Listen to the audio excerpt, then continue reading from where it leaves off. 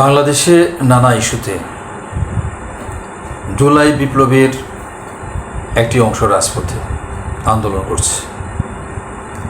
এটা হওয়ার কথা ছিল না। অভ্যুত্থানের অংশ প্রতিটি রাজনৈতিক দল একসাথে বসে দেশের স্বার্থে, জনগণের স্বার্থে সংস্কার করে, প্রয়োজনীয় সংস্কার করে সুন্দর একটা নির্বাচন আয়োজন করবে, এটাই জনগণের প্রত্যাশা ছিল। এটা অত্যন্ত দুর্ভাগ্য, এটা অত্যন্ত হতাশার খবর।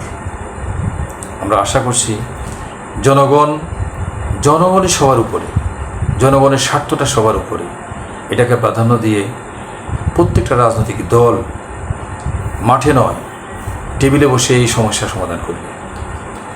আজকে আমাদের আলোচনার বিষয় হলো, আজকে আমাদের বাংলাদেশ টেলিভিশনের প্রত্যেকটা চ্যানেলের আপনি যদি স্ক্রলিং করেন যে দৃশ্যটা দেখতে পাবেন, ভেনেজুয়েলার দিকে ছুটে যাচ্ছে আমেরিকার যুদ্ধ জাহাজগুলো। ঠিক সেই মুহূর্তে ভেনেজুয়েলার প্রেসিডেন্ট নিকোলাস মাদুরো ঘোষণা দিয়েছেন যে তারা যুদ্ধের জন্য প্রস্তুত। তিনি তাদের সাধারণ সৈন্যদেরকে সীমান্তে মোতায়েন করেছেন।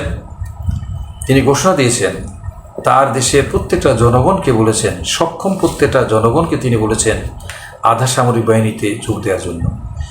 জনগণ মাদুরোর সে আহ্বানে সাড়া দিয়ে দলে দলে সে দেশের 300টা সেনা ক্যাম্পে যোগ দিয়ে অস্ত্র প্রশিক্ষণে অলরেডি নেমে পড়েছে।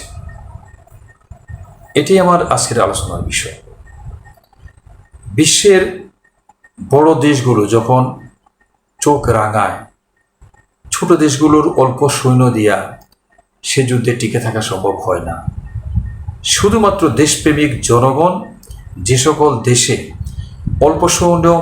অল্প সংখ্যক সেনাবাহিনীর পাশে দাঁড়িয়েছিল, সে দেশগুলো স্বাধীনতা অর্জন করেছে, সে দেশগুলো তাদের স্বাধীনতা রক্ষা করতে পেরেছে। তার জ্বলন্ত প্রমাণ হলো 71 সালে বাংলাদেশের যুদ্ধ। 71 সালে 9 মাস যুদ্ধে বাংলাদেশ স্বাধীনতা লাভ করেছিল, বিজয় অর্জন করতে পেরেছিল। প্রত্যেকটা ছাত্র জনতা, আবার বৃদ্ধবনতা, প্রত্যেকটা শ্রেণীর মানুষ কাঁধে কাঁধ মিলিয়ে সে যুদ্ধে ঝাঁপিয়ে পড়েছিল, অস্ত্র প্রশিক্ষণ নিয়েছিল। 1955 সাল থেকে শুরু করে 1975 সাল পর্যন্ত ভিয়েতনাম যুদ্ধ হয়েছিল। এই যুদ্ধটা ছিল অত্যন্ত অসম যুদ্ধ।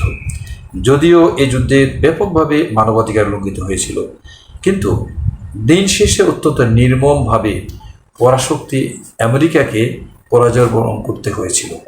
এই পরাজয়ের পিছনে সবচেয়ে বড় যে জিনিসটা কাজ করেছিল সেটা হলো ভিয়েতনামের সাধারণ সৈন্যদের পাশাপাশি সে দেশের সাধারণ জনগণ কাঁধে কাঁধ মিলিয়ে যুদ্ধ করেছিল।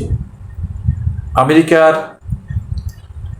সর্বাধুনিক অস্ত্রে সজ্জিত, সর্বাধুনিক প্রশিক্ষণপ্রাপ্ত সৈন্যরা বিভ্রান্ত হয়ে পড়েছিল কোনটা তার শত্রু ভিয়েতনামের সৈন্য আর কোনটা ভিয়েতনামের সাধারণ জনগণ। এইভাবে সৈন্য এবং সাধারণ জনগণ কাঁধে কাঁধ মিলিয়ে যুদ্ধ করেছিল। ফলে ভিয়েতনাম যুদ্ধে ভিয়েতনামের বিজয় হয়েছিল। আমরা দেখতে পাচ্ছি সাতিল আরব নিয়ে ইরান যুদ্ধ হয়েছিল। ইরাকের সেনাবাহিনী যুদ্ধ করেছিল, কিন্তু ইরানের সেনাবাহিনীর পাশাপাশি রাষ্ট্রের সাথে ছিল ইরানের সাধারণ জনগণ।